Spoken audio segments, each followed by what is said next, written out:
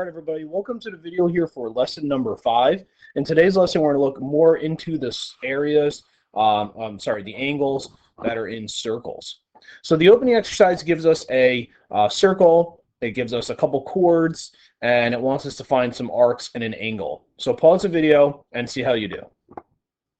All right, so let's see how you did. So the first thing I labeled was the arc that they gave me, arc BC, is 116. I then subtracted 116 from 180 because I noticed that AC was the diameter, so that's going to cut my circle in half. So that means from A all the way around the C, that's going to be 180. So when I subtracted those, that gave me arc AB is 64. It then wanted us to find angle ABC.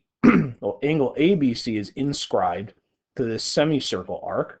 Semicircle arcs are already 180, so if I divide that by 2, I wind up getting 90. That's everything we should have known from lesson 4. So, in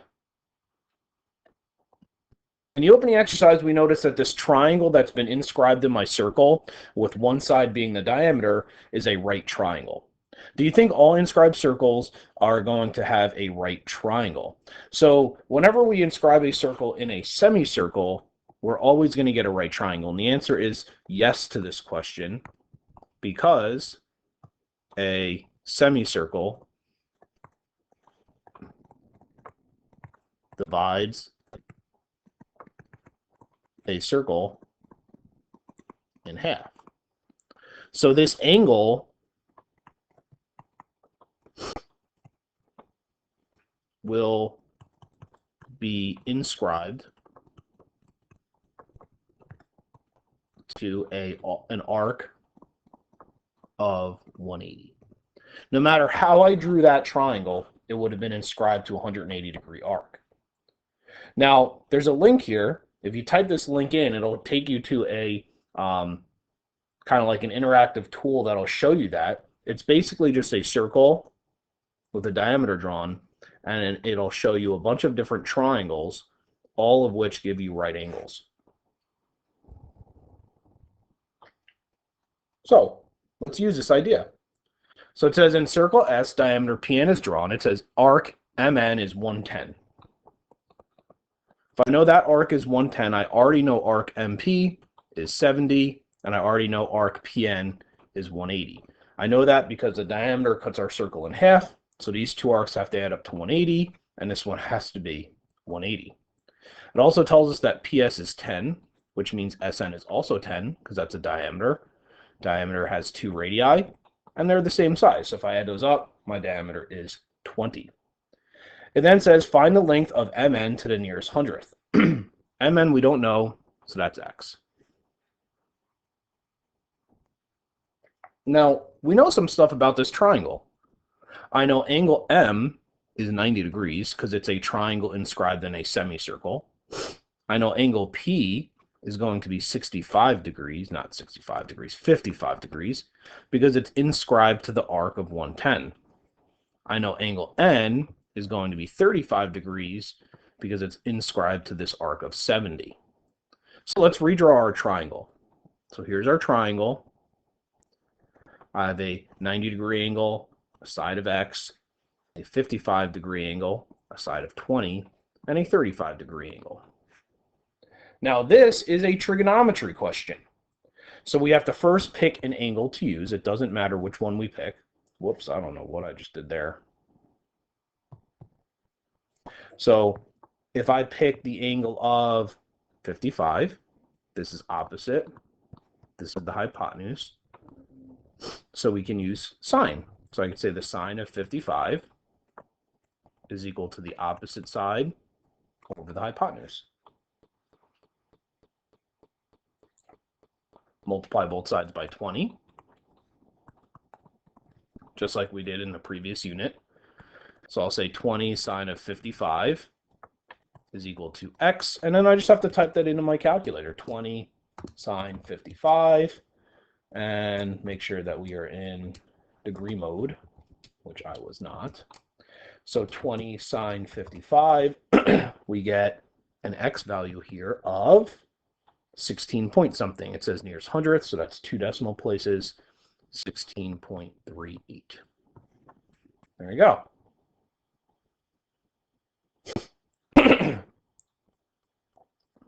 Number 2 gives us this kind of weird looking picture. There are 3 different triangles in this picture, all of which are inscribed inside of a semicircle. So there should be 3 angles in this picture that are all 90 degrees.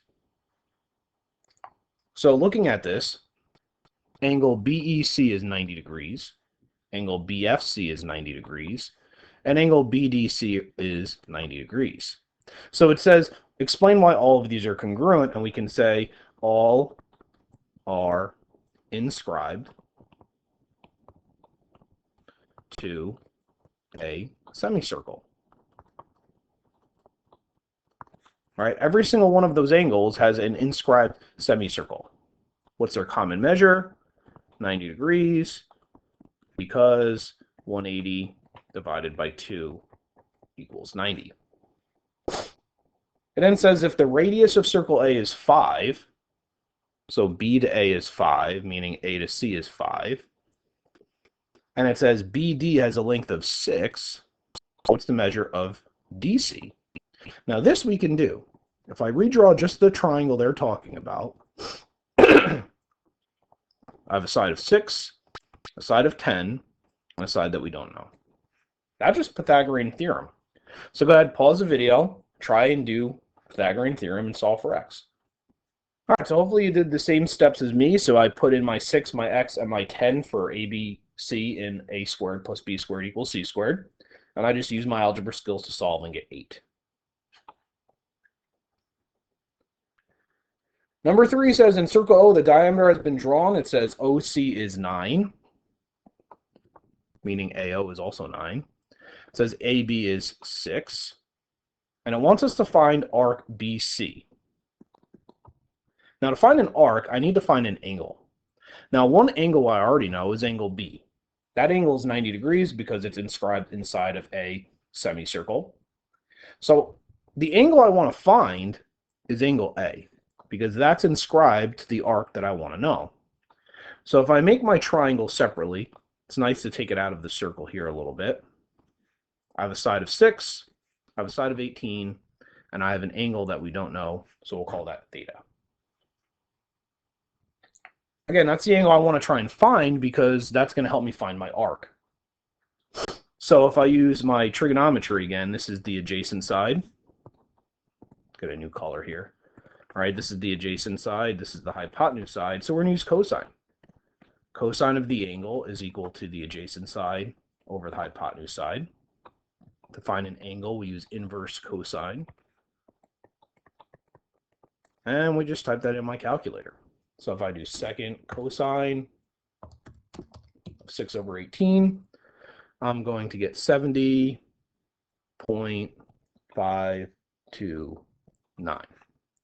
Now, that's this angle here.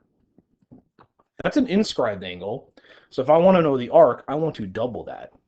So I can say arc BC is whatever that number is times 2. So in your calculator, just hit times 2, and it says round to nearest degree, which is 141 degrees.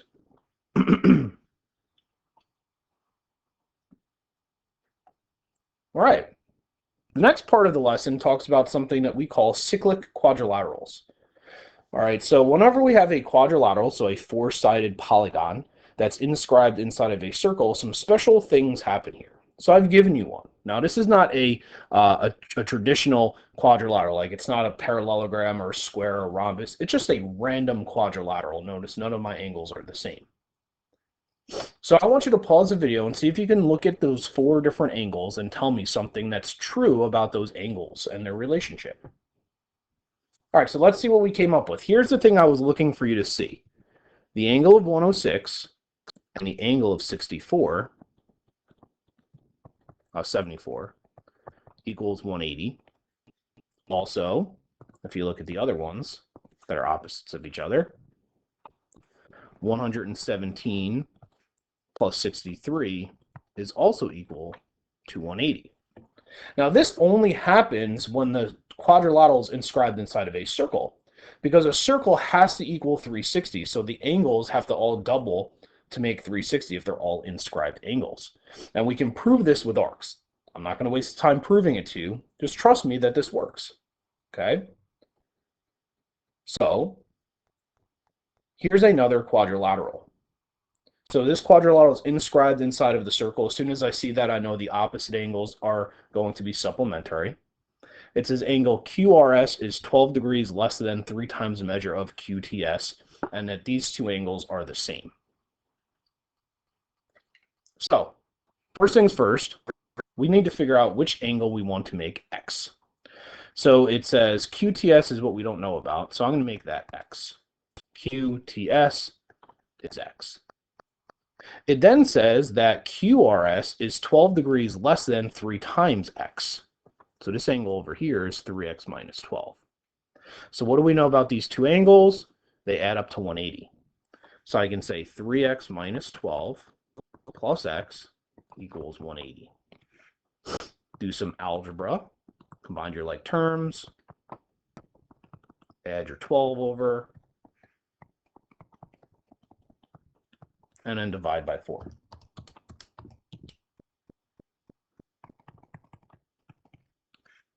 So if x is 48, that tells me angle QTS is 48.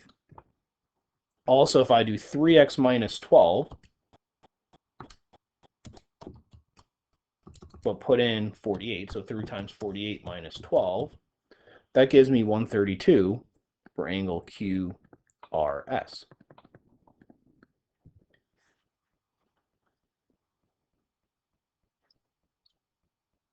Then it tells us that the remaining two angles, RQT and RST, are equal. Well, what two angles would be equal to each other and add up to 180? So those two remaining angles would be right angles. So I could say angle RQT is 90 and angle RST is 90.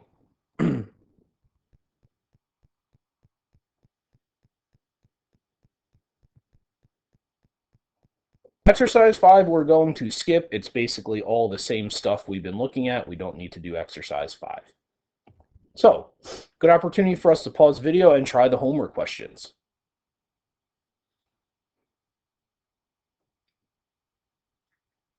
All right, so welcome back. So let's see. Question 1 says, in the diagram below, ZY is the diameter. Do we know this? So to prove that this is a diameter, I have to prove that this angle is 90 degrees. To prove that, I have to make sure that this is a right triangle. So if I plug into the Pythagorean theorem, the 3 sides that they give me, if this is true, it's a right triangle, therefore it's the diameter. If this is false, that means it's not a right triangle. So if I do 5 squared plus 12 squared is equal to 13 squared, if this is true, which it is, that makes that a right triangle. So I could say triangle XYZ is right. So angle X is 90, making ZY the diameter. It has to be the diameter if it's a right triangle, because this has to cut the circle in half.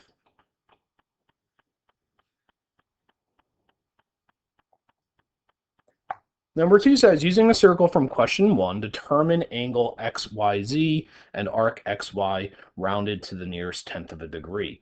So if I want to find angle XYZ, that's this angle here,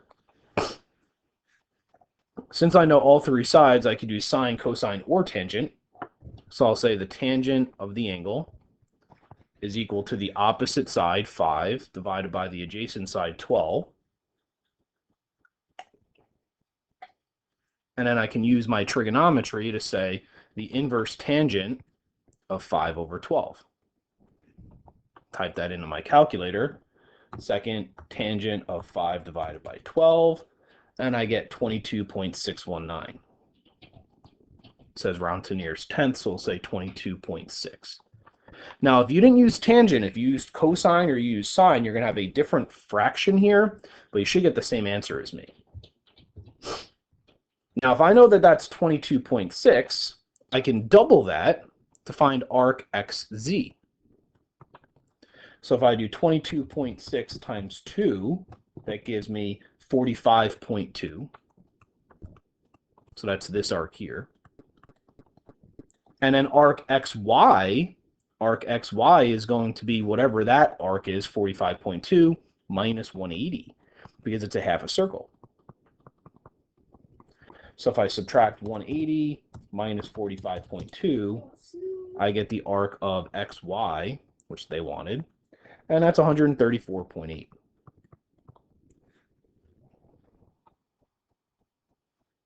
So notice I was able to get all of those arcs and angles just by using trigonometry.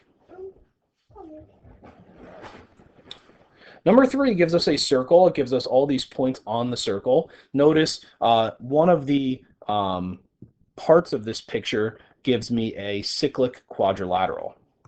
So if I highlight my cyclic quadrilateral here, A, B, C, D, I know some stuff here about these angles. So I know that the angles opposite in that cyclic quadrilateral are going to be supplementary. So since it gives me this angle of 119, I should be able to find this angle here, angle A. So if I do 180 minus 119, that's going to give me 61 degrees. So this angle here is 61. It wants us to find arc AE. Arc AE has an inscribed angle here at B. Well, since this is 90, and we now know this is 61, we can say 180 minus 90 minus 61, and we get 29. So this little angle down here is 29. Now that helps me find the arc, because if I look, this arc is created by this inscribed angle. Inscribed angles are half of the arc, so if I double the angle, I get the arc. So if I do 29 times 2, I should be able to find arc AE as 58 degrees.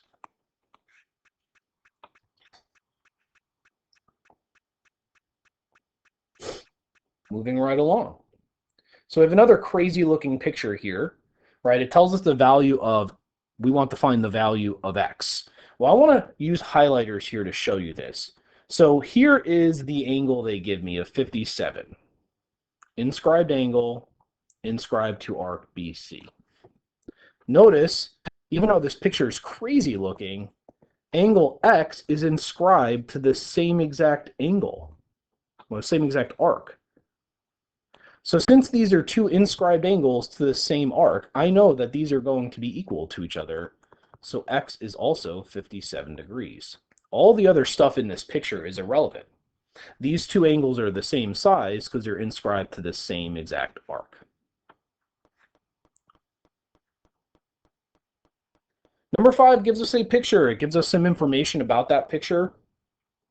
We have inscribed angles, we have central angles, we have chords and arcs, and it wants us to find a bunch of different angles in this picture. So let's start with what's given.